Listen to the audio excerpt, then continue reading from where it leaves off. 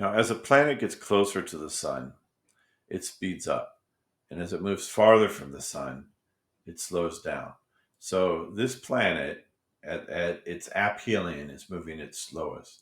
And as it moves closer to the sun, moves closer to perihelion, it speeds up, speeds up, speeds up, speeds up.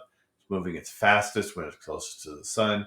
And then it starts slowing down, slowing down, slowing down, slowing down. This is where it's moving its slowest at aphelion. So we've so it's very similar to the motion of a roller coaster. A roller coaster at the top of the hill starts out at its slowest, and then as it moves down the hill, it goes faster, faster, faster, faster. It's moving its fastest at the bottom of the hill, and then when it starts going back up the hill, it starts slowing down because of the gravitational attraction to the Earth. So slower, slower, slower, slower, slower, slowest. This can also be described in terms of energy. Now, there's no friction in space slowing down a planet, so it maintains its mechanical energy very well. So the energy just changes back and forth from kinetic energy to potential energy. At its aphelion, it has its maximum potential energy, and then that potential energy starts changing to kinetic energy as it moves toward the sun, and it's changing to kinetic, kinetic, kinetic, kinetic. Has maximum kinetic energy closest to the sun, and then as it moves away from the sun, it starts changing back to potential. So potential, potential, potential, potential, maximum potential energy at aphelion. Kinetic energy at perihelion is at its maximum. At aphelion, the kinetic energy is at the minimum, and the potential energy is at its maximum. Now, does it go to zero kinetic energy? Of course not, because zero kinetic energy would mean that it stopped here. So it has some kinetic energy and some potential energy, but at aphelion, it has its maximum potential energy, and at perihelion, it has its maximum kinetic energy, and it really is very close to what we see on the roller coaster image. As as an object moves closer to the sun, its speed increases, as we just saw, and as it moves away, its speed decreases.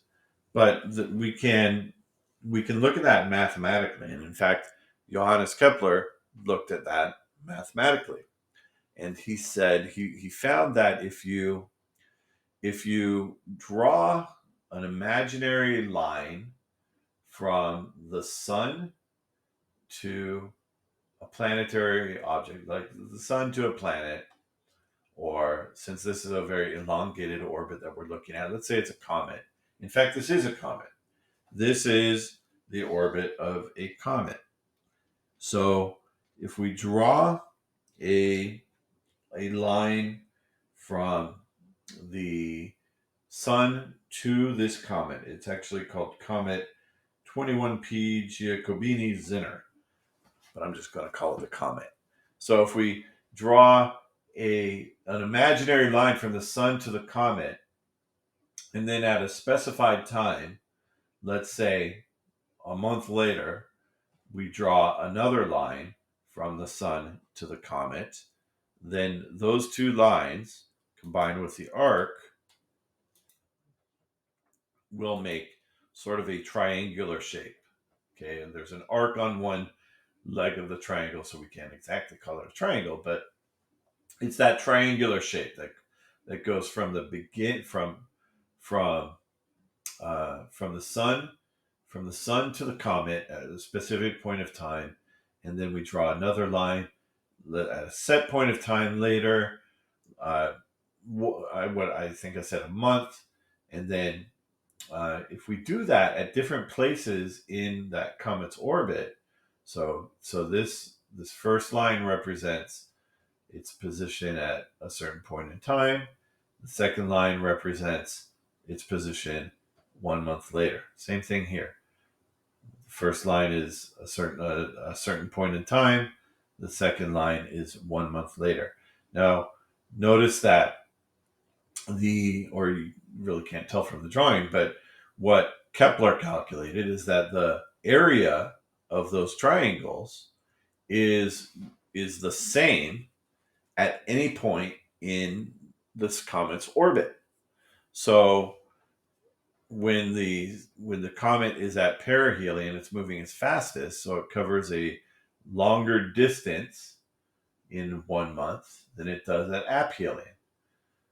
But that the difference in that arc is made up for by the fact that at perihelion it's very close to the sun, and at aphelion it's very far from the sun. So the first triangle, this triangle, it's shorter but wider, and the triangle out here is narrower but longer. And if we were to calculate their areas, we would find that their areas are exactly the same.